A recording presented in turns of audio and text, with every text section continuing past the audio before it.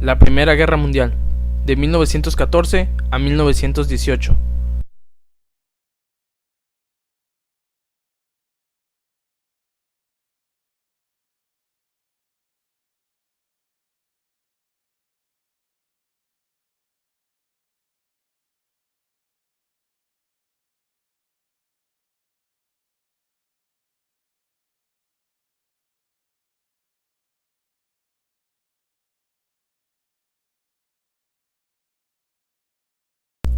Estallido de la Gran Guerra.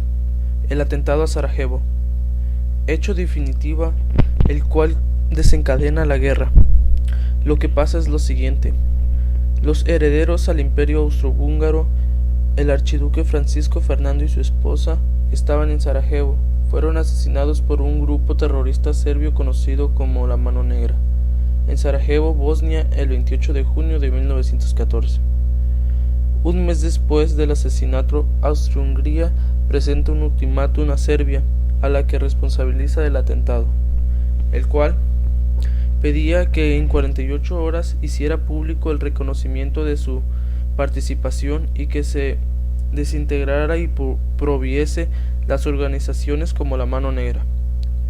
Cumpliendo el plazo, con la influencia de Alemania sobre ella, al no estar conforme con la aceptación de Serbia, Austria-Hungría declara la guerra a Serbia.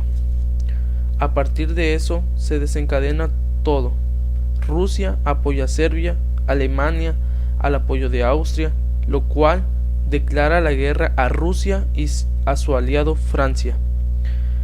Gran Bretaña estuvo quieto un rato, hasta que al momento de que Alemania quería invadir Francia, pide a Bélgica el paso de sus tropas, y este, al ser neutro, se lo impide, lo que conlleva a Alemania declararle la guerra a Bélgica. En ese momento es en que Gran Bretaña manda un ultimátum a Alemania que respete la neutralidad de Bélgica, lo cual no lo acepta e invade Bélgica. Y de ahí, Gran Bretaña declara la guerra a Alemania. 1914. El plan alemán era acabar rápido con la guerra, siguiendo el plan de Schlieffen.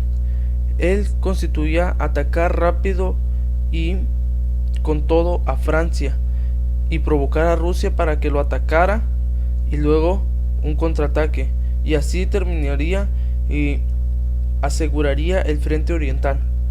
Alemania invade a Bélgica el 4 de agosto, el cual lo derrotó. Consecuentemente, Alemania ataca a Francia, el cual logró contenerlo a duras penas, lo cual conlleva al alejamiento del ejército alemán, que se da para una guerra ofensiva llamada la Guerra de Trincheras.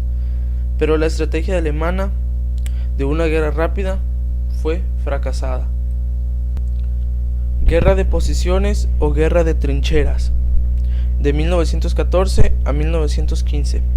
Consistía en que cada ejército construyó zanjas enormes en posiciones uno enfrente del otro, de manera que para llegar era mandar un grupo de soldados a la matanza y esperar que una porción llegara viva para así poder tomar el fuerte. Esta etapa trajo consigo nuevo armamento y muy devastador, como la ametralladora, gases asfixiantes, tanques blindados y aviación, lo cual impidió el avance, pero trajo consigo un gran número de muertos. De esto buscan aliados ya mencionados para que se unieran uno al otro. Durante las diferentes fases de ataques lanzados por la Entente, todos fueron fallidos, lo cual a los centrales hasta entonces había sido más o menos victoriosas.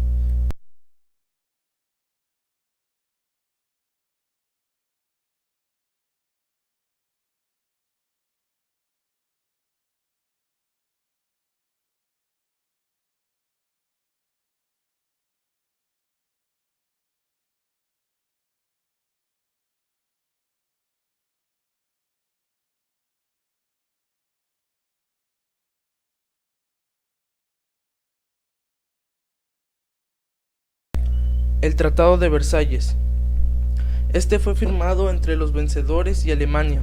el cual, según Alemania, perdía todo derecho de tener un ejército y tenía que deshacerse de la artillería pesada, también como desmantelar fortalezas y puertos militares.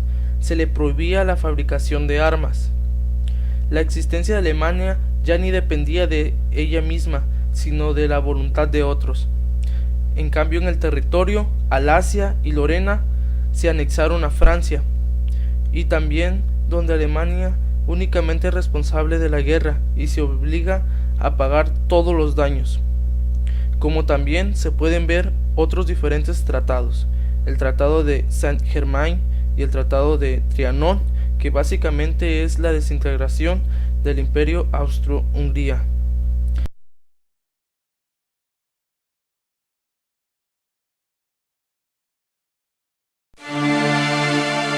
En 1894 accedía al poder Nicolás II, el último zar de Rusia.